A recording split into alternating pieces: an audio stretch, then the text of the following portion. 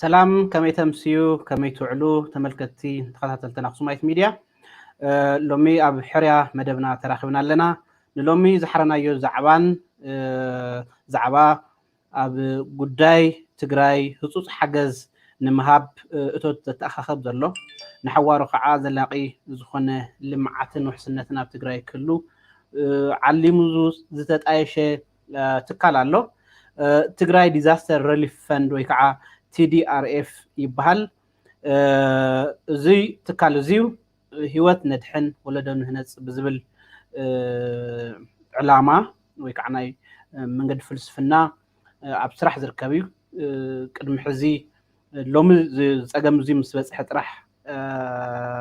خينات مستجمرة زجمرت تفترة كلا يكونن بخلتشان عصر شو متن بفرنج جميرو نا أبي أحمد نفس الآن كابز مت جميرو زتت أيشة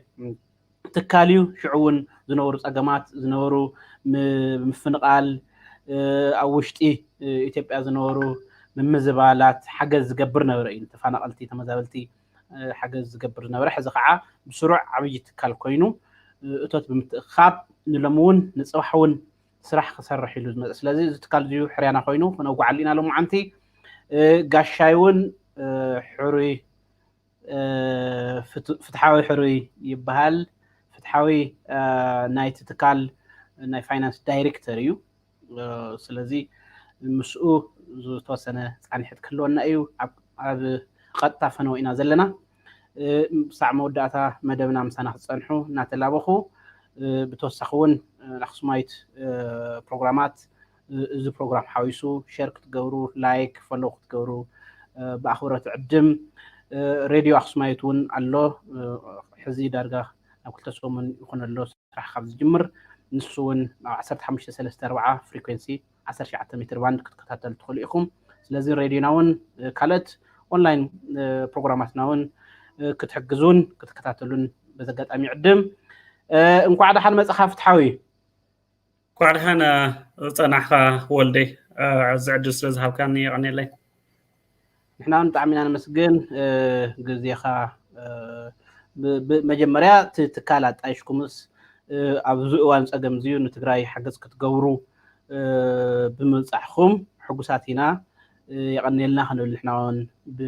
بشم تملكتنا نادمتنا مالتيو صقم زيو بستفلالو تكالات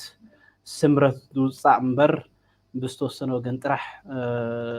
ሻቅሎትን ጻዕርን ዝወዳ ኣይኮነን ስለዚህ ካፍቶም ብዙሓት ሕዚ ዝኣግሙ ዘለው ዝጅመሩ ዘለው ትካላት ሓደ ናትኩም እዩ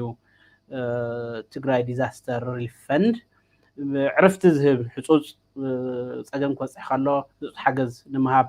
ዝሰጣየሸ እዩ ንሓዋሩ ከዓ ጸኒሕና ነጓዓሉ መሰረታዊ ዝበሃል ናይ ትግራይ ባህጊ ውሕስ ክገብር ዝጽዕሩን ከም ዝኾነ እየ ካፍቲ ትካልኩም ዘንበክዎ ስለዚ ንዑ ንመስግን ገዚኻውን ከመስግን ፈቱ ቅድሚ ናፍቲ ዋና ጉዳይና ብዛዕባ ትካል ተኣም ትሰርሑ ከመይ ክትሰርሑ ክንደይ ዝኣክል ሓጊዝኩም ንሓዋር እንታይ እዩ ድሕሪ ኩናት ዘለኩም ክህልወኩም ዝኽእል ግደ እንታይ እዩ ቅድሚ ምባልና ኣነ ንስኻ ንፋለጥ ኣብ ማሕበራዊ ሚድያ ኢና ብኣካል እውን ኣፍኮርስ ተፋሊጥና ተራኺብና ንፈልጥ ኢና ንጡፍ ኢኻ ኣብ ማሕበራዊ ሚድያ ንዕዘቦም ነገራት ኣለው ሕዚ ፍትሓዊ ብዙሕ ሻዕ ተገራሚ ኢኻ ምስዞም ሰባት ዚና ነርና እንታይ ኢና ጌርናዮም ዝብል ናይ ምድማም ሰርፕራይዝ ትኸውን ይርአካ እሞ ሕዚ ኸ እዞም ኢትዮጵያውያን እዚኦም ከምኦም በቃ ክቐትሉ ንትግራይ ከጽላሉ ከጸልሙ ሕንከት የብሎምን እሞ ናብ ካልእ ንሻገር እዚኦም ዳ ባህሪኦም ኢልካ ዶ ኣሚንካ ወይስ ሕጂውን ምግራምካ ክትቀጽል ኢኻ ናብዛሓት ተጋሩ ባህሪ እውን እዩ ማለት ኣዝኢፍ ዝኾነ ፓራለል ዝኾነ ቫልዩ ከም ዘለና ገይሮም ሓሲቦም በብዕለት ሓዱሽ ነገር ክፍጠር ከሎ ናይ ምግራም ባህሪ ንዕዘብ ኢና ኣነ እውን ናዕርሰይኩም ኢለና ይምለስ ሓደ ሻዕ ወዲየ ኢለስ እንደገና ከምኡ ትብል ኢኻ እሞ ሕዚ ኣግራሞትካ ሎሚ ከምዕለብ ደይህልዎ ብፍላይ ከዓ በዚ ጉዳይ እዚ ተጎዲኦም ኣብ ምሕጋዝ ኢኹም ትርከቡ እቶት እንዳተኣኻኸውኩም እቲ መጠን ጥቕዓትን እቲ ስቃይ ናይ ትግራይን ትርድእዎ ኢኹም ኢለ ዝግምት ስለዚ ሰርፕራይዝ ዝገብር ነገር ግፍዐ ኣሎ ዶ ሕጂ قبل كادلي كم توخوننا ايوه اتوانا تعشمو تمسرتاوي ነገር ኣብዚ ክንሪኦ ዘለና ይመስለኒ ኩላትና ወይ ድማ መብዛሕትና ተጋሩ ኢትዮጵያውያን ኣብ ልዕሊ ተጋሩ ዘብፅሕዎ ዘለው ግፍዕታት ኣብ ዝተፈላለዩ ኮርናዕ ኢትዮጵያ ኣብ ዘለው ተጋሩ ዘብፅሕዎ ዘለው ግፍዕታት ቅድም ኢሉ ካብ 2018 ነዚ ማሕበር እዚ ንምስራት እውን ካብ ዘለዓሉና ነገራት ሓደ እዩ ሞ ኣብ ህዝብና ወገናትና ዘብፅሕዎ ግፍዕታት كل جزء نات جرمنا من الوقت قلقليو نات لامدنا يونا قلقليو سرحو سرحة تخزي كاب مدمم حليف ناس نلا مر اللخنات وانت فطير الله بحكي جن نمنتعينا كم تجارو كل جزء لمنتعيز دنك أنا نمنتعينا ندمم بتسرحو وزلو قفعتات قال انتيلنا جن كافتي مسرتنا أيو كافتي حزبنا أيو زمنشو نحنا خالوت إثيوبيان خالوت حزبتات بتناتنا بركينا نريهم مالتيو حزب تجراي من الوقت حزب تجراي يجورهم يفصمهم يو إلى خازيت حسوم جبنات ببزحي كفصم خطرت لها نو أنا ورت زبحالو تجوارات كفصم خطرت لها بعين حزبنا سلن ريو ندنا وعزي حزبنا يجورون عبعدنا همزي أي جبرن إلنا مدنا أنا تفتراوي مثلني غير منا يجبون سب نعمت سب تأكيبها بعسلة تأكيبها بإمني مقطعات كأو قطعت كقطيلها موجتات قالت هذبحلو أنا رأي فلتن سمعون يفلتن أو تجري أو مخبر تعشمي إليه فلتن لذي خالوت خرابتات إثيوبيا حمزة فزم خرت له كدن كأني تفتراوي مثلني من الوقت بزي خمسة عين سرحتي دقي مدقاقي مخدنا أي جبنا جنكا بتناي حزبنا مورال بتناي حزبنا ستاندرد رينا مدممنا تفضراوي وغرمنا يولن دحر حزي معره فاليو لنا دو معره تعشمو حبرتساوي زخونه اب نغرات في اللايفتم زفصمو جبنات حد عينه تحسب አይደለና ተልካንምስ ቃሎት ኢትዮጵያውያን አይ መስለን ደህር حزي ግን ያው ትም ገራምና ግን ተፈጥራዊ ዝብል እምነት ይዘለን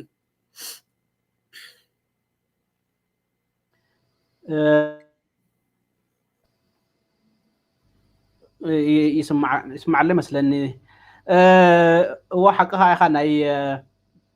بزح سبات يو حزي معره خاسبات تقمتهم مو حدا دحر بايتها معره إنا يلكا خم حساب زمص يو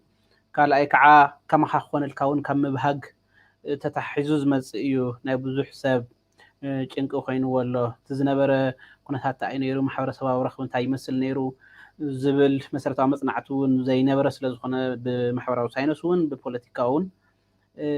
ሾክድ ኮይና በብዕለቱ ከዓ እንደገና እንዳተመላለሰ ዘጸግመና ተኣሽሙ ኮይኑ አጋጣሚ ተጓንፈ ኮይኑ ዘሎ ብዛዕባ TDRF ትግራይ ዲዛስተር ሪሊፍ ፈንድ ቅድሚ موقعنا حانت سرحكم ما استوقع الله نسا خنخيدامو دحر تملسنا كنراخبينا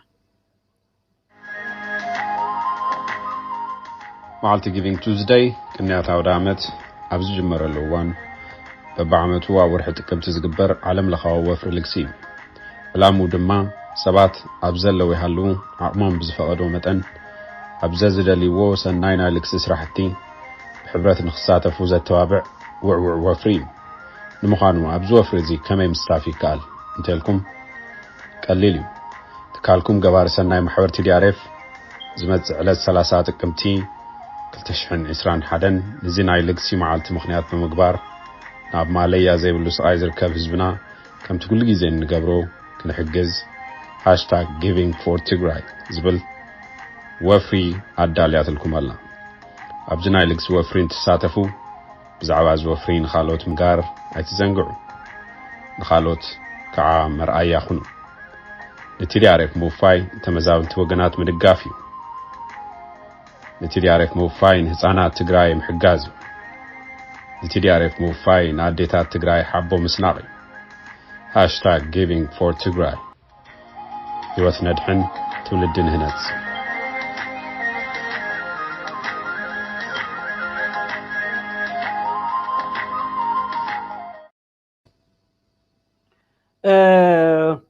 TDRF حجزو زبل وفري تجمير زلو تقمت 30 فرنجي قوصاصرا إنيرو حقي ويس برهنا إنهي حزي بفرنجي قلت فني نشتن ونعرفت أكتوبر 30 تزبح نيرو صبونيو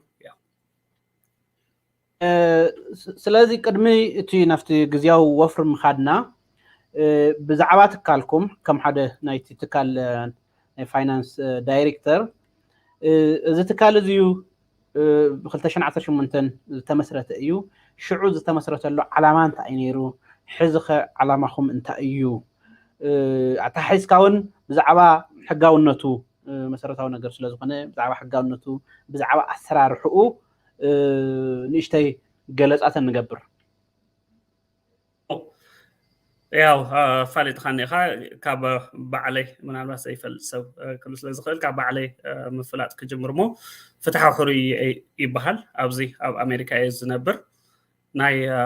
ማሕበርና ተጋሩ ዲዛስተር ሪሊፍ ፈንድ ዳይሬክተር ፋይናንስን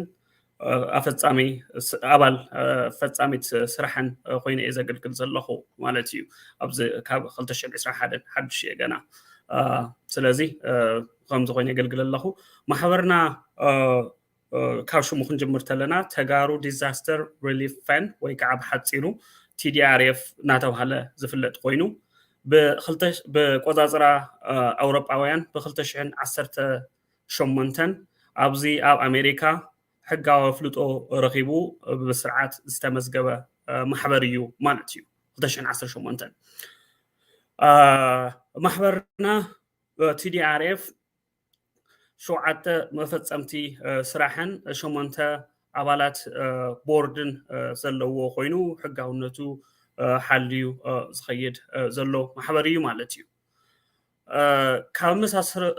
መሰረታቱ ክንጅምር እንተለና ብዙሓት ተጋሩ ከም ዘስታውስዎ 2018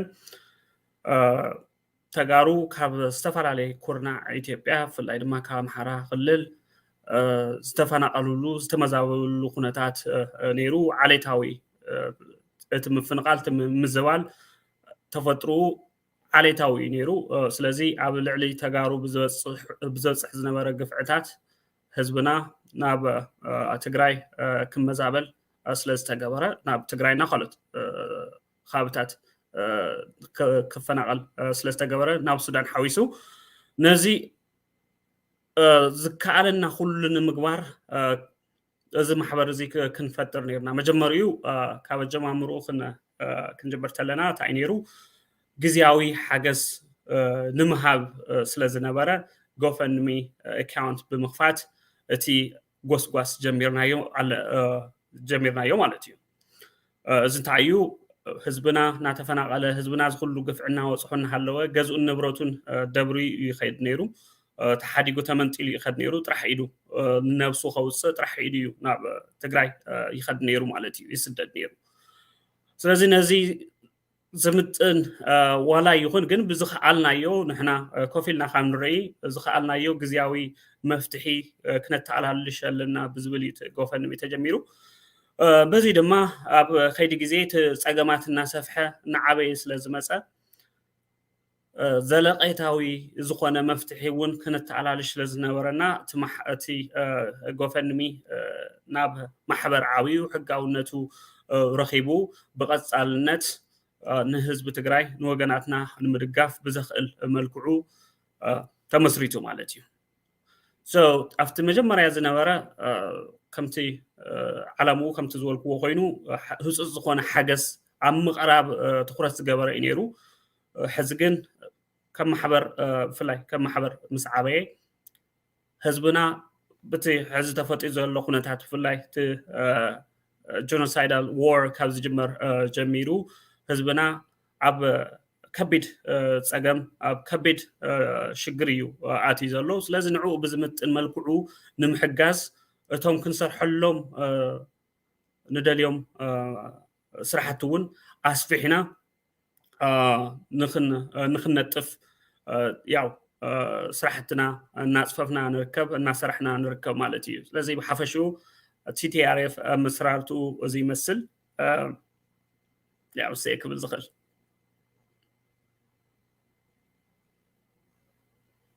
ኣብቲ ሎሙ ዘለዎ ቅርጺ ዕላማ ናይቲ ትካል ወለዶ ነድሕን ወለዶ ንህነጽ ዝብል ዘሎ ሕዚ ከም ተረዳእኒ ክልተ ዓበይቲ ዕላማታት ሒዙ ዘሎ ኣብ ትግራይ ሓደጋታት እንተጋጥሙን ብህጹጽ ንምብጻሕ ረድኤት ሓገዝን ምግባር ነፍስን ምድሓን ዝግበር ጻዕሪ እዩ ብኻልኡ ገጹ ከዓ ራእይ እውን ኣለዎ ወለዶ ታንጽ ኮይንካ ምንታይ ኢኻ ኢንቨስት ትገብር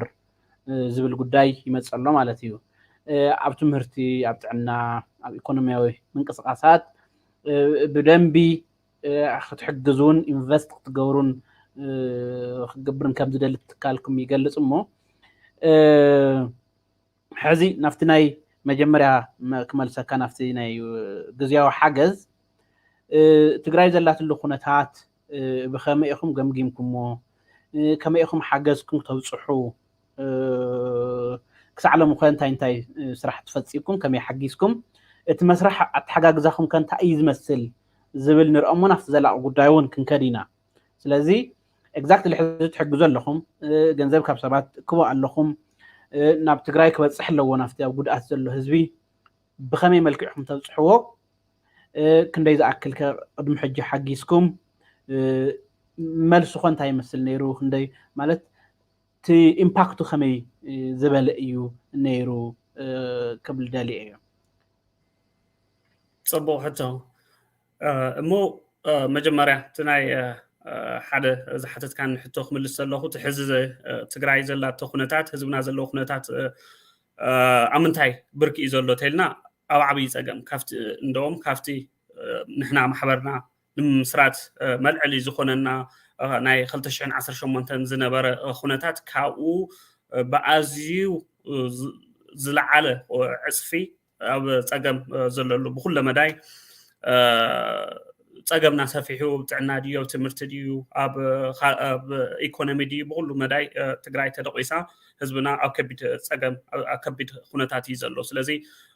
ነዚ እውን እቲ ዓላማና ኣስፊሕና ሕዚ ኣብቲ ገንዘብ ምትእኻብ ድዩ ኣብቲ ንሰርሖም ስራሕቲ ድዩ ትኩረት ክንገብረሎም ዝግበአና ድዩ ኣስፊሕና ክንሓስብን ክንትልምን ንሰርሕ ዘለና ማለት እዩ ንዑ ብዝምጥን መልክዑ ቅድሚ ሕዚ ዝሰርሕናዮም ስራሕቲ ክርኢ ተለና ከምቲ ቅድም ኢለ ዝተዛረብክዎ ተመዛበልቲ ንምሕጋዝ ዝተመስረተ እዩ እዚ ማሕበር እዚ ካብኡ ተላዒና እንታይ ጌርና ያው ገንዘብ ምትእኻብ ጌርና ከባቢ ልዕሊ 200,000 ዝኸውን ኣታዊ ምትእኻብ ነዞም ተመዛበልቲ ክበፅሖም ብምግባር ኢና ስራሕትና ዝጀመርና ከመይ ምስ መን እናሰርሕና መፂና ንዝብል ብዋናነት ምስ ክልተ ኣካላት ኢና እናሰርሕና መፂና ማለት እዩ እቲ ሓደ ምስ ቢሮ ሰራሕተኛን ማሕበራዊ ጉዳይን ትግራይ ኢና ሰሪሕና ምስኦም እንታይ ዓይነት ርክብ እዩ ነይሩና እንታይ ከግደ ነይርዎም ንሶም ከመይ ኢና ሰሪሕና ንዝብል ሕቶ ንምምላስ ቢሮ ሰራሕተኛን ማሕበራዊ ጉዳይን ትግራይ ብዋናነት እቲ ዝተፃወቶ ተራታ እዩ መጽናዕቲ ምግባር እዩ እቲ ዘተኣኻኸብናዮ ገንዘብ ወይ እቶት ንኩሉ ተመዛባላይ ክበፅሕ ንኩሉ ክሕግዝ ኣይኽእልን ነይሩ ዓቕምና ውሱን ስለ ዝነበረ እንታይ ዳ ክንገብር ነይሩና እቶም ኣብ ሕማቅ ኩነታት ዝነበሩ ወገናትና እዚ ኣረጋውያንን ደቂ ኣንስትዮን ካልኦት ፅጉማትን ትኩረት ገይሩ ኣብ ሙሉእ ትግራይ ተበቲኖም ዝነበሩ ተመዛበልቲ ካብ ኩሉ ኩርናዕ ኢትዮጵያ ተፈናቂሎም ተመዛቢሎም ኣብ ዝተፈላለዩ ከባቢታት ትግራይ ዝነበሩ ኣብ ዝኸፍአ ኩነታት ዘለው ወገናትና መጽናዕቲ ክገብር መጽናዕቲ ገይሩ እዚኦም እኒአው ጠቕላላ ክንሕግዞ ንኽእል ንሕና ዘቕረብናዮ ምስቲ ዝነበረና ኣታዊ ክንሕግዞ ንኽእል ክንድዚ ዝኣክል ሰብ እዩ ኢልና ኣቕሪብና ኣሎም ንሶም ድማ ኣብ ዝኸፍአ ኩነታት ዝነበሩ ወገናትና መጽናዕቲ ብምግባር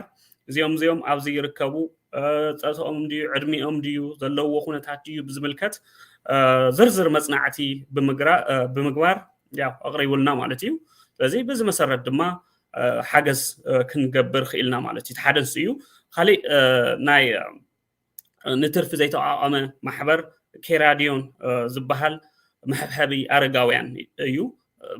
بزحت تجراوي فلت مثلني إذا محبر زيون أب مريت خوينو أب عدس لزلو مسارتون أو سلزخنا بقربك حق زلنا كتحبر الناس لزخل مسؤول محزنة بمفتر إنات سرحتي أكيدنا يوم على تيو سلزي من قستاو تكالون النيو كمانا زبل تاي محزا وننينا مسخلتي أم بمتحوار نتي نتم تقومات وجناتنا تحجز كبصحهم غيرنا مالتيو زينا نقصالي يا ناس فحنا ينا نخد خالوت محازتون كلنا ينا ندلي منقس خالوت መንግስታዊ ትካላት እውን ምስኦም ኮይና ክንሰርሕ ኢና እንደሊ ንኣብነት ኣብ ትምህርቲ እንድሕር ኮይኑ ምስ ትምህርቲ ቢሮ ትግራይ ሓቢርና ናይ ምስራሕ ትልሚ እዩ ዘለና ማለት እዩ እዚ በዚ መሰረት ያው እስካዕ ሕዚ ንሓገዝና መፂና ኣለና ማለት እዩ ጽቡቕ ክሳብ ሎሚ ህፁፅ ረድኤት ኣብ ምትእኽኻብ ዘሎ ተበግሶ እንታይ እዩ ዝመስል ናብ ዓድኸ ትበፅሕሉ ዕድል ከመይ እዩ ማለት حزيت حزب خمت فلتو بكل تعصيوه قاليو بتميت يموت له قاليو قاع سلاي يبلله بتفتي خفتين دا جورنا انه عرسنا تحاوره مالتيو سلازي انت عينت عمرات تاعتيكم مالت توصح له عدل تهليو تقلصو زي قبا نغير تقلص يبل كان جن تقلالا زلو نخنبصحنا لكم حقينكم تغورو خيدي انت عايز مسل تبدو تشالنج انت توقعني ያው ትግራይ ዘላቶ ኩነታት ተኸዚ ኩሉ ትግራዋይ ዝፈልጦ ነገር እዩ ምብርህራውን ዘለ ይኮነን ብኩሉ መዳይ ተዓፂዎ ኣብ ክባኣት እዩ ዓብይ ፀገም እዩ ዘሎ ህዝብና ማለት እዩ ንሕና እውን ስራሕትና ከይንሰርሕ ያው ዕንቅፋት እዩ ስልኪ ደዊልና ምስ መሓዙት ይኹን ምስ ካልኦት መንግስታዊ ትካላት ሓቢርና ከይንሰርሕ ናይ ስልኪ ኣገልግሎት የለን መራኸቢ ኣገልግሎት የለን ከምድላይኻ ካብ ቦታ ናብ ቦታ ተንቀሳቂስካ ስራሕትካ ክትሰርሕ ዝኽእል ኩነታት የለን ብኩሉ መዳይ እና ምናልባት ኣብቲ ቅድሚ ሕዚ እንታይ ኢና ጌርና ቅድሚ 4 ወርሒ ዝነበረ ኩነታት ሪሌቲቭሊ ክንዛረብ እንድሕር ኮይና ዝሐሸ ነይሩ ምናልባት ስልኪ ገለታት እውን ብውስን መልክዑ ይሰርሕ ነይሩ بزي مسرت دما مس محازوت عزون مس محازوت سرحنالو نيرو ገንዘብ ሰዲድና او ادغيت تغيرو اخلي مخكفافل ዝገበርናሉ ኩነታት ነይሩ ሕዚ ዝያትውን የለን ስለዚህ ንሕና እንታይ ኢና ንገብር ዘለና እትበር ብልተኸፈተት ኩነታት ምስተመሓሸ ምስተለወጠ ተጠናኺርና ጸኒሕና ተዳሪና ጸኒሕና ንምሕጋዝ ንምርዳእ ኣብቲ ተዓሽሙ ንምስተታፍ እንበር بتحزي زلو خناتات بتعمي قدابي زخون خناتات يزلو ما تقام إيو من البات حدا زقورنا إيو مستي زي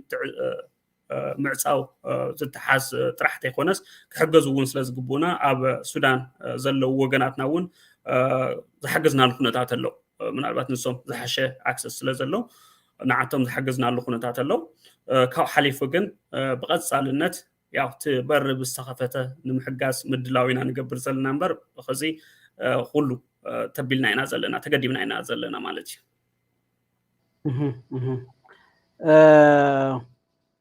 እቲ ተበግሶ ናይቲ ሰብከ ሕዚ ከም ትሪኦ ዘለኻ ብዙሕ መዋጮታትን ፃዊዕትን እዩ ዘሎ ብዝተፈላለየ መንገዲ ስለዚ ናይቲ ህዝብና ተበግሶ ሓደ እንታይ ይመስል بتوسخ جن كاب تجارو راح ديهم فاينانس مولايس جورو ويس نتاع عينة ميلاتات جنزبنا متخاب يخم إجرامن قدرو انتهي لي إذا حسب أنا نا أدفوكسي يسرحونيو زي مثلاً مخنياتو سوات إن هتوس ردي استخون حجز كو خلو تي كوز كردو خللو لذي نتي مخنيات نتي خوينات خونه نتي جونسايد بلع تግራይ ተፈጸመውን ከተረድኡኹም እግረ መንገድኹም ይመስለን እሞ ሕዝን ካልእት ትበጽሕዎም ካብ ካልእት ትእክዎ ወይ ከዓ ተለምኩምዎ ነገር ከመይ ዝኸደልኩም ዘሎ ተበግሶ ናይ ሃናሰቡን ናይ ኣብ ካልእት ትበጽሑ ትገብርዎውን እዚአን ብሓደ ጌርካ ካብኡ ከዓ ከተረድኡ ከለኹም በምንታይ መልክዕኩም ተረድኡ ትግራዋይስ እሺ نفرط وينا بوزح ميديا سوشيالايز تجوابير إيو يردأيو قسل اللو سقاي اللو ننحدحدون زوت حسل زخونه نتخالق جن حبريتا خف خالق ميديا بمقراب ديو ويس اورجانايزد زخونه داتا حيس كان يمردأ سلتون تختل يقوم كم تكال مالت ايه ጽቡቅ ታናይ መጀመርያ ሕቶ ተበግሶ ናይ ህዝብና ናይ ትግራዋይ ማሕበርና ምሕጋዝ እንታይ ይመስል ንዝብል ከምቲ ልሙድ ትግራዋይ ኩሉ ግዜ ንትግራይ ክበሃል ተሎ ኢዱ ዘርጊሑ እዩ ዝቕበለካ ማለት እዩ ይርዳእኒ እዩ ሕዚ ብዙሓት ናይ ገንዘብ ምውፃእ ብዙሕ ሓገዝ ዘድልዮ ህዝቢ እዩ ዘለና ንሱ ኣጸጋሚ ዝኾነሉ ኩነታት ፍጠር ይኽእል ግን እዚ እውን ካብ ተዓሽሞ ይበልፅን ካብ ህዝብና ይበልፅን ብዝብል ሕዚ እውን ብሞራል ድዩ ብገንዘብ ድዩ ይሕግዘናን ይድግፈናን ምሳና ይሰርሕን እዩ ዘሎ ማለት እዩ እስካዕ ሕዚ ዘሎ ምላሽ ብጣዕሚ ብዝገርም መልክዑ ጽቡቕ ምላሽ ጽቡቕ ድጋፍ ከም ዘሎ እዩ ዘለኒ ርድኢት ማለት እዩ እዚ እውን ያው ተናኸርና ክንቀጽል ኢና ብደንቢ ሰብ ሕብረተሰብና ብዝፈለጠልና ቁጥሪ እና ኣባና እምነት እናሕደረ ኣባና እምነት እናሕደረ ስለ ዝኸይድ ደገፉ ቀጻልነት ከም ዝህልዎ ምንም ሕቶ የብሉን ማለት እዩ ካሊእ ካብ ህዝብና ጥራሕ ድዩ ወይ ካብቲ ትግራዋይ ጥራሕ ዲኹም ኣታዊ ተተኻኽቡ ዝብል ካብኡ ጥራሕ ኣይኮነን ነዚ ንምምላስ ሓደ ክንሪኦ ዘለና ብመሰረቱ ኣብቲ ቦርድ ሜምበርስ ኮነ ኣብቲ ስራሕ ፈጻሚ ዘለው ሰባት ምናልባት ንቅድሚት ክመፁ እዮም ሕዚ ያው ንሕና ኢና ዘለና ግን ኣብቲ ውሽጢ ዘለው ሰባት ደቂ ኣብዚ ተወሊዶም ዝዓበዩ ፈርስት ጀነሬሽን ዝበሃሉ ተጋሩ እውን ኢና ኣቢልና ዘለና እዚ ኮነ ተባሂሉ ዝተገበረ እዩ ንምንታይ እዩ ምስ ትግራዋይ ጥራሕ ዘይኮነ ንሶም ሕዝና እምነት ኣብ ዝዓዲ ምስ ምውላዶም ምስ ካልኦት ሰባት ናይ ምርኻብ ሓቢሮም ናይ ምስራሕ እድል እውን ስለ ዘሎ ነዚኦም ኣቢልና እቲ ኔትወርክና እናሰፍሐ ስለ ማሕበርና እናረድኡ ሰባት ክሕግዝሉ ዝኽእሉ መንገዲ ንምፍጣር ወዛዕተኛታት ኣብቲ ማሕበርና ተሳትፎ ንኽህልዎም ንኽገብሩ እውን ተሓሲቡ ዝተገበረ እዩ ማለት እዩ ስለዚ ካሊእ ልምድታት እውን ዘለዎም ናይ ገንዘብ ምትእኻብ ልምዲ ዘለዎም ካብ ህዝብና ጥራሕ ዘይኮነስ ካብ ካሊእ እውን ዝተፈላለዩ መንገድታት ምጥቃም ንኣብነት ኣብ ቀረባ ግዜ ዝጀመርናዮ ነገር ኣሎ ሓደ ግራንት ተኣሽሙ ኣፕላይ ምግባር እዚ እንታይ ማለት እዩ ኣብዛ ዓዲ መንግስታዊ ይኾኑ ዘይ መንግስታዊ ትካላት ኣለው ዝሕግዙ ንካልኦት ዋላንሶም ተኣሽሙ ዓላማኦም ንሱ ይኹን ግን ካልኦት ማሕበራት ከምቲ ናትና ዝበሉ ማሕበራት ንክሕግዙ ዝሰርሑ ትካላት ኣለው ዘውፅዎ ግራንት ኣለው ንሱ ኣፕላይ ጌርና ኣታዊ ንምርካብ ንገብረሉ ኩነታት ጀሚርና ኣለና ማለት እዩ እዚ ተጠናኺሩ ይቕፅል እቲ ፈንድሬዘር እውን ተጋሩ ጥራሕ ትኩረት ዝገበረት ኣይኮነ ካልኦት ወዛዕተኛታት እውን ክሳተፍሉ ትናትና ዓላማ ትናትና ራእይ ክርድእዎ እሞ ሓቢሮምና ክንሰርሑ ኣብ ምግባር ኢና ንሰርሕ ዘለና ካሊእ መርኣያ እንታይ እዩ ኣምባሳደራት ኣለውና ሕዚ ኣምባሳደራት እንታይ ማለት እዩ ኣምባሳደራት TDRF እንብሎም ማለት እዩ እዚ እዞም ሰባት እዚኦም ብዛዕባ ትካልና ተረዲኦም ማሕበርና ዝተመስረተሉን ዘለዎን ራእይን ተረዲኦም ካልኦት ወፃእተኛታት እውን ከረድኡልና ምእንታን ሓቢሮምና ክሰርሑ እምነት ክሕድሩ ምእንታን ኣምባሳደራት TDRF ኢልና ዝሓረናዮም ሰባት ኣለው እዚኦም ናይ ወፃእተኛታት እውን ዝሓውስ እዩ ማለት እዩ ኣብቲ ዝርዝር ዘለው እዞም ሰባት እዚኦም ስርሖም ንሱ እዩ ብዛዕባ ትካልና ትዝፈልጥዎ ትስተረድእዎ ነገራት መሳርሕቶም ምስ ኣዕርኽቶም ምስ ቤተሰቦም ምስ ካልኦት ሰባት ምስ ዘለዎም ኔትወርክ ኩሉ እናተራኸቡ ብዛዕባ ማሕበርና ከረድኡ እሞ እዞም ሰባት እዚኦም ተመሊሶም ንዓና ክሕግዙናን ክድግፉናን ኣብ ምግባር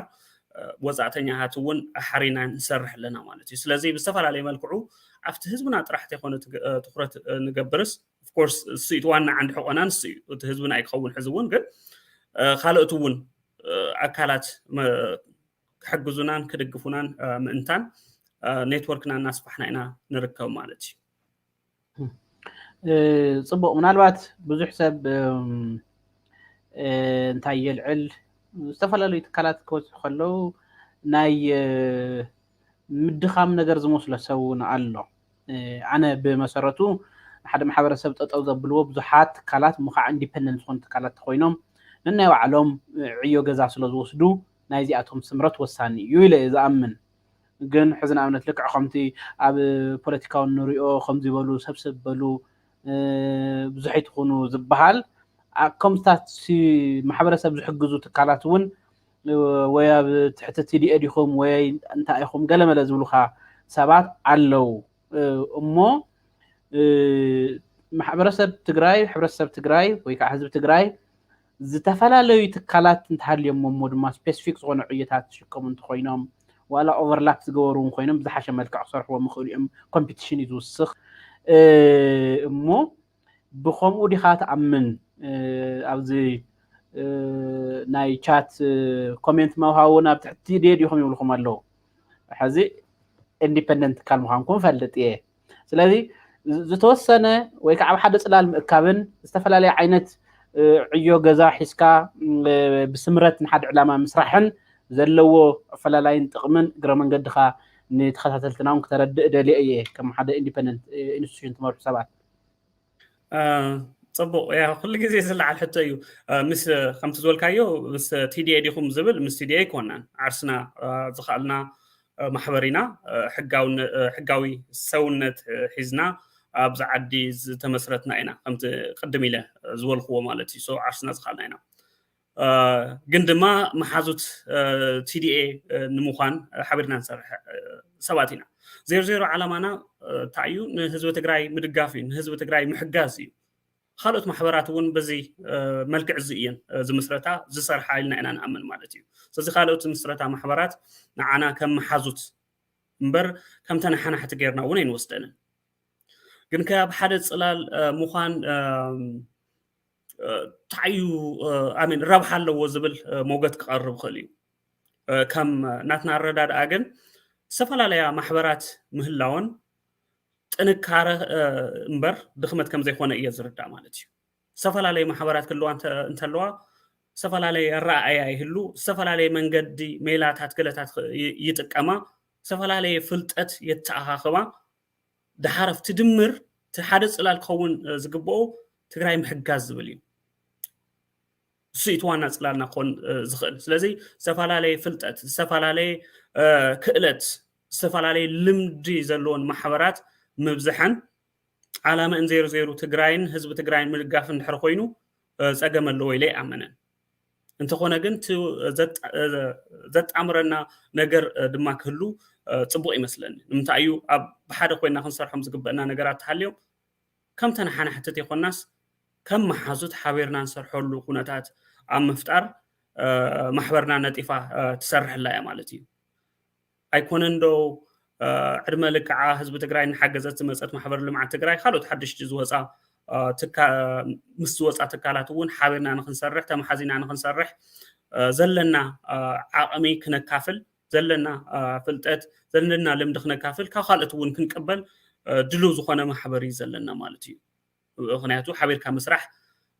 ዜሮ ኣብ ትግራይ ፅቡቅ ውፅኢት ከም ዘምፅኢና ዘለና እምነት ማለት እዩ ከም ማሕበር ከም ግለይ እውን ከም ማሕበር እውን ብዙ ኢና ንኣምን ስለዚ ሕብረተሰብ እውን ብዙ ክርድኦ ዘለዎ ዝብል እምነት ኣለኒ ፅቡቅ ማለት ንምንታይ ኣልዕለልካ ብዙሕ ግዜ ዝለዓል እዩ ብሓደ ናይ ምፍሳስ ባህሊ ብዙሕ ግዜ ዝነበረ እውን ስለ ዝኾነ ዝተፈላለዩ ትካላት ክህልው ከለው ገለገሊኡ ሰብ ይፈርሕ ሓድነት ዘፍርስ ይመስሎ ወይ ከዓ ጉልበት ዝኸፋፍል ይመስሎ ዓቕሚ ዝኸፋፍል ይመስሎ እቲ ሓቂ ግን ብዝተፈላለየ መልክዕ ውዳበታት ክህልው ከለው ብፍላይ ከዓ ኣካዳሚያዊ ውዳበታት ክኾኑ ይኽእሉ እዮም ሲቪል ሶሳይቲ ውዳበታት ክኾኑ ይኽእሉ እዮም ሚድያታት ክኾኑ ይኽእሉ እዮም ከምዚ ዝበለ ናይ ተራድኦ ትካላት ክኾኑ ይኽእሉ እዮም ነናይ ባዕሎም ዓቕሚ ሒዞም እዮም ናብቲ ስራሕ ዝኣቱ ነናይ ባዕሎም ጉልበት ሒዞም እዮም ናብኡ ዝኣቱ ብድልየት ዝስራሕ ነገር ስለ ዝኾነ ከዓ ኤፊሽንሲኡ ልዑል እዩ እቲ ውፅኢቱ ማለት ሰብ ብጣዕሚ ይፅዕር ተሳቲፈሉ እየ ዝሰርሓሉ እየ ናተይ ዋንነት እውን ስለ ዘለዎ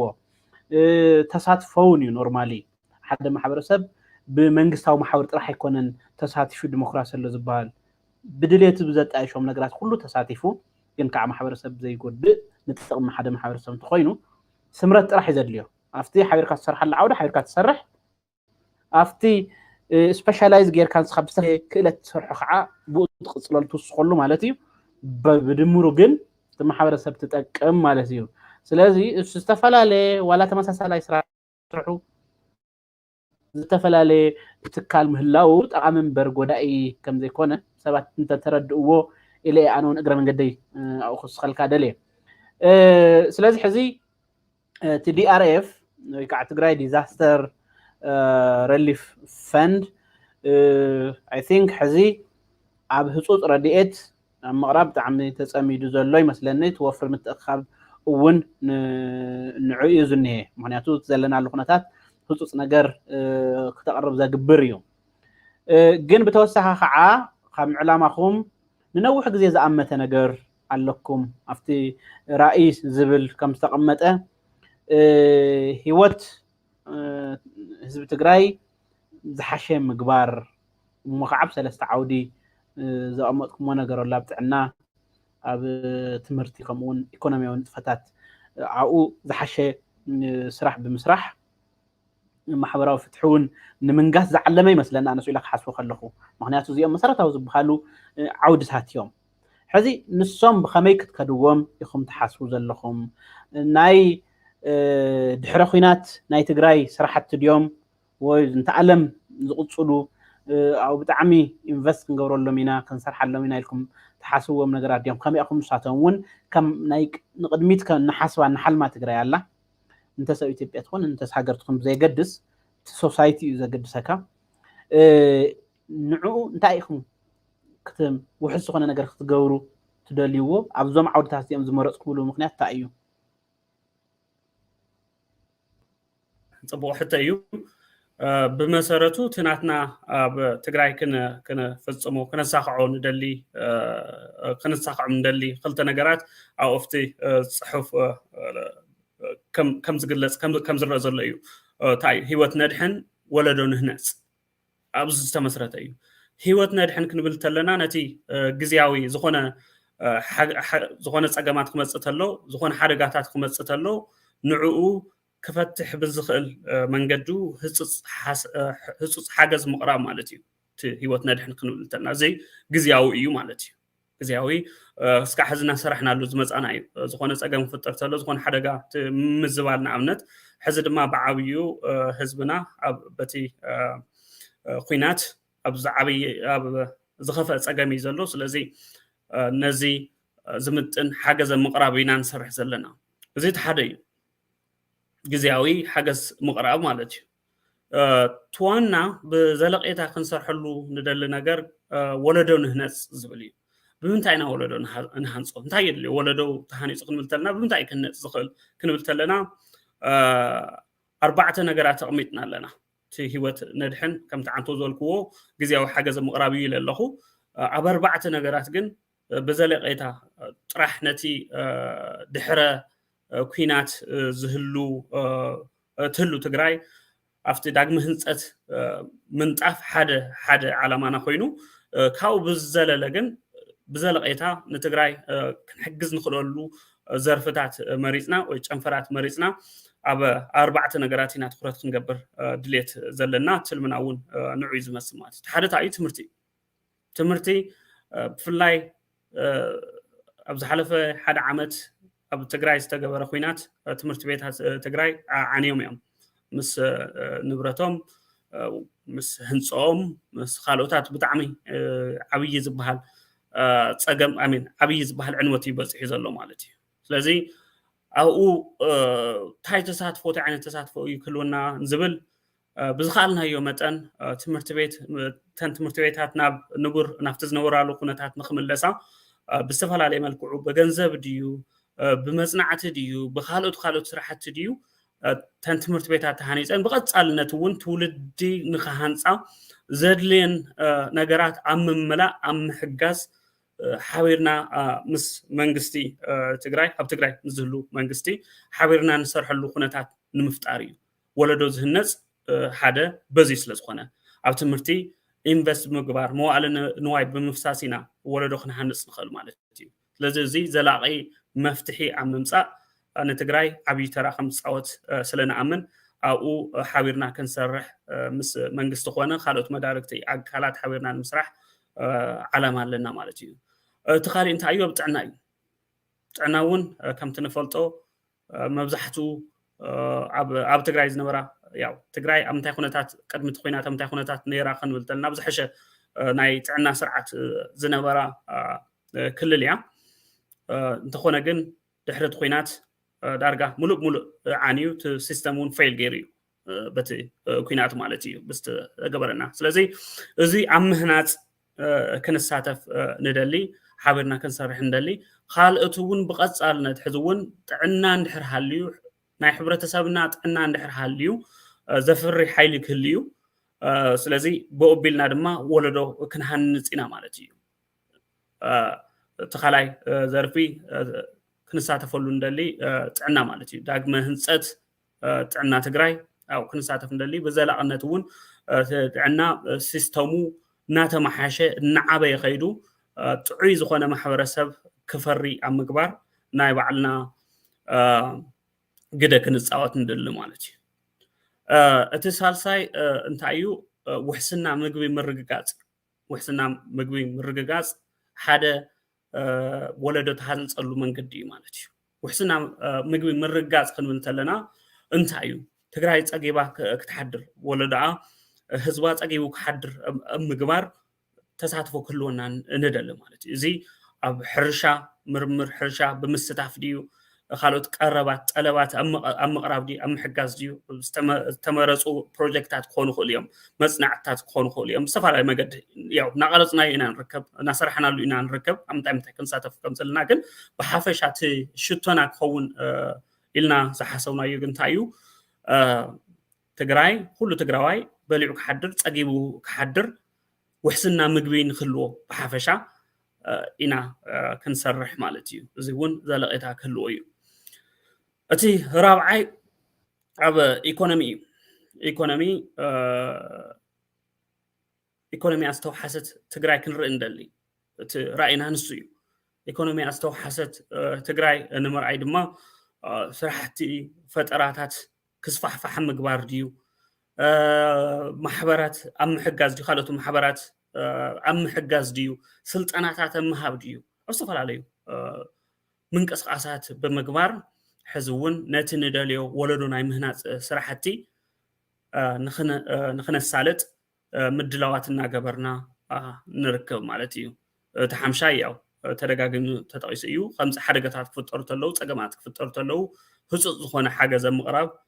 ኢና ክንሰርሕ እንደሊ ማለት እዩ ስለዚ ብሓፈሻ እቲ ራእይና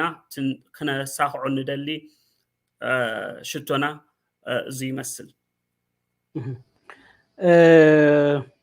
መቸም እዚኦም ናይ ነዊሕ ግዜ ፅልዋ ክህልዎም ዝኽእል ኣዎንታዊ ፅልዋ ክህልዎም ዝኽእል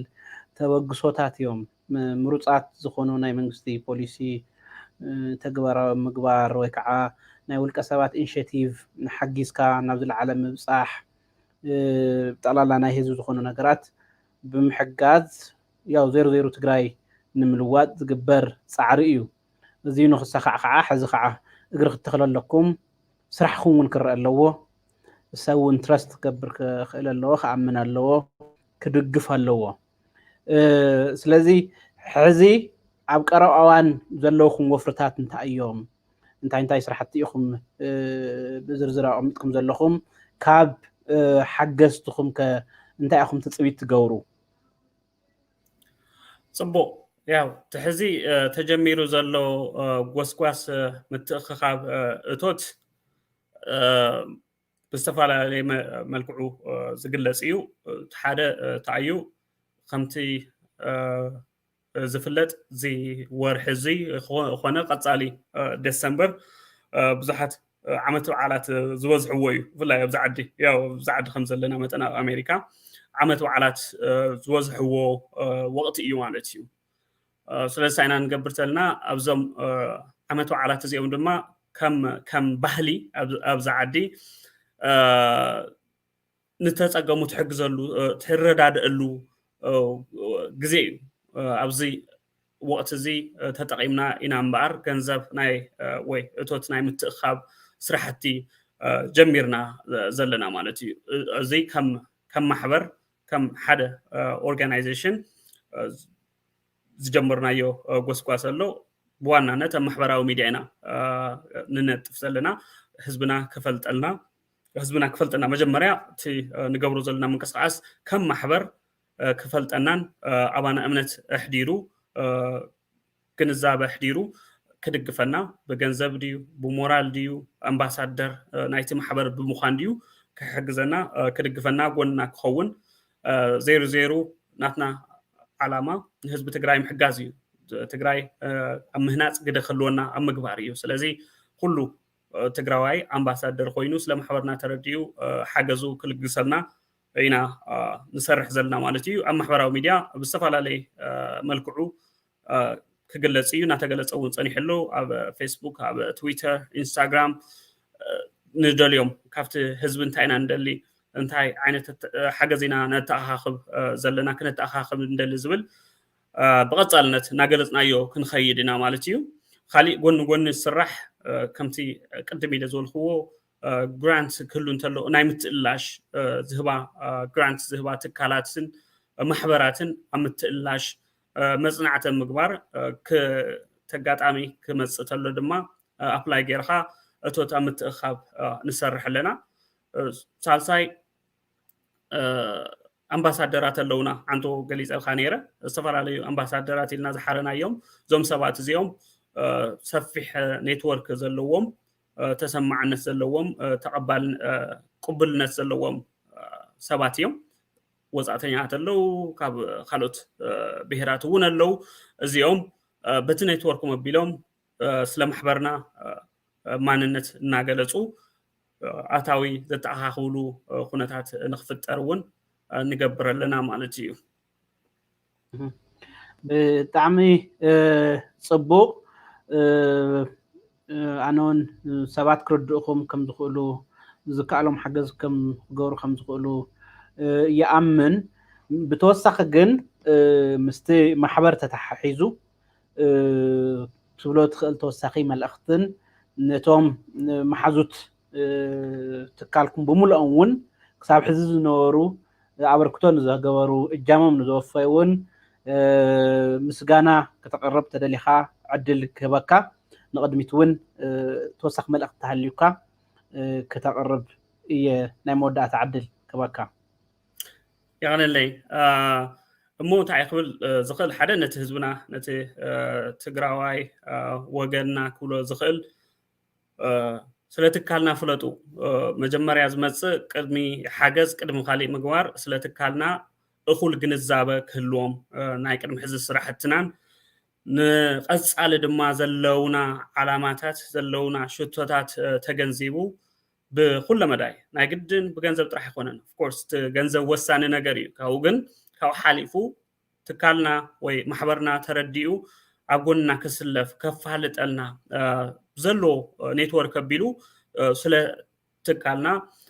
خالقت جنزابين حادروم أم مقبار مولو دقف خبرلنا يسعوعد كأربز دل مخنياتو الصراحة زي بين خسر راح يكونن توصنو مفصمتي صراحن بورد عبالاتن تأخاخيهم طرح صرح وصرح يكونن هزبي زساتفلو صرح يكون معناتي إذا دما بمفلات بمدقاف فاينانس أو خون خلي ناي مورال كون خليو أمباسادرات بمخان نخحجزنا يسعوعد كأرز دلي خلوت محازتنا كم محبر محازتنا قبل زدلي حبرنا خنسرح زي ناي بعلنا محبر كله ناخليو استفاها محبر كله خليو زيرو جن خمت عن توزو القوة تشوتنا نتجراي حاجز مقواريو نهزبنا حاجز مقواريو وزي سلازخونا كلاتنا بتحدى نجار تنكرا قون كله ناخليو بتخلي دما دخون قون ون كله ناخليو زي خلتيو أما تزلو تنكرا قون ون لمدخن الكافل نحنا زلنا دكما قون نحر هاليون خالقت أمهنات نحجزنا ممحياش نحجزنا حبرنا نسرح محازو تنبر تنحنا حتى خمسة يخونا كجنزبولنا ندل مالتيو زي أموداتا كولوز دلي يا منجستي تجراي في الليل ما بيرو سرحتنيان محبرة قدعية تجراي كرم حزي حويرو من ناس للصرحو كمس جنوم يدلي كبرتي حبلنا خولي يدلي خمون نترفي زي تعام محبر كراديو نون حبير ناس للصرح سك حزي حبيرنا ناس صرح سلد مزاب زي قطعمي كمس جنوم يدلي كاو يا حفشة نهزبنا أب فيسبوك لنا tdrfund.org ويب سايتنا www.tdrfund.org ويب سايت لنا وأتيو سلسرة حتنا قلتو على فيسبوك ون يا خمت لتفقايا نيخا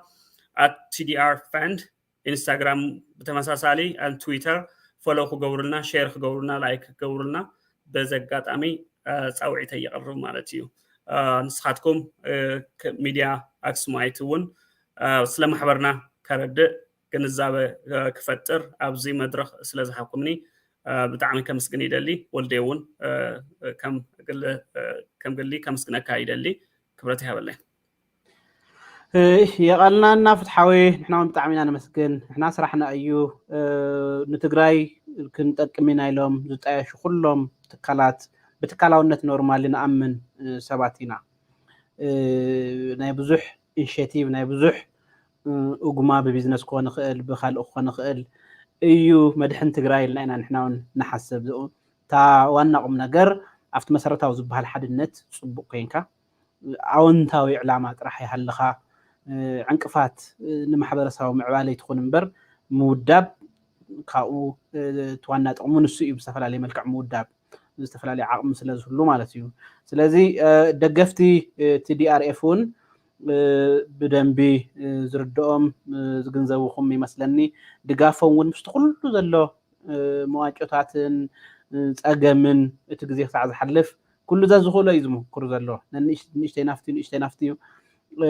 ناغبر ايو سلازي حزون دقافون كم تقصلو مخنيات مسرتاو زبحال غداينا افركو تنفاس نمتراف اب زغبر صعرن نحوار خعا كم محبرسب كم دي عينت جينوسايدن زر مصناتن زمسله ነገር ተመሊሱን خيمص بتمرت زتنكرካ طعم محبرسب تزي فطيرካ انتزي حاسيون عرسو زكالخللو መንገድ እንተዘይ ምሂዙን እንደገና ጠፋይ እዩ ስለዚህ በዚህ ሕዚ ምዝንጋዕ ዝህሉ አይመስለንን ብዙ ኻአለ ገይሩ ሰብ ተደጋጊፉ ዘላቂ ዝኾነ ውሕስና ክህልዎ ዝጽዕር ይመስለኒ ስለዚህ ንስኻትኩምን እንትገብርዎ ጻዕርና መስግን ንግዚኻ ድማ ፍትሓዊ يقنلنا سلز مسأخا أدمتنا ون مسانا سلز صنحو ني TDRF ون سلز دقفو كنا مسكمنام ندلي سلازين لو ما عند سنورة الناس عن حتى زي مسل مودعتا تي عبز مودعتا ورحت جوروه تمتأخخاب تفعلت نستوقع الله نسا فنينا كنسا نامت دحان كنو معلتي Giving Tuesday كنيات عود عامت عبز جمر اللوان ببعمتو ورحت كم تزقبر عالم لخاو وفر لكسيم علامو دما سبات عبزل لو يحلو عقمام بزفقدو متن عبزل زدليوو سناينا لكسس راحتي بحبرات نخصات فوز التوابع وفريم نمخانو عبزو وفرزي كما مستافي قال انتلكم قليلي تكالكم قبار سناي محور TDRF زمت على الثلاثات كمتي كلتشحن عسران حدن نزيناي لكسي معالت مخنيات بمقبار ناب ماليا زي بلوس ايزر كاب حزبنا كم تقول لي زين نقبرو كنحجز #giving4tigray زبل وفري عداليات لكم الله أبجناي لكس وفرين تساتفو بزعواز وفرين خالوت منقار ايتزنقعو نخالوت كعا مرآي خنو نتيريعرف موفاي تمزاون توقنات من القافي نتيريعرف موفاي نهزانات تقراي محقازو نتيريعرف موفاي ناديتات تقراي حبو مسناغي #giving4tigray هيوت ندحن تولد هنات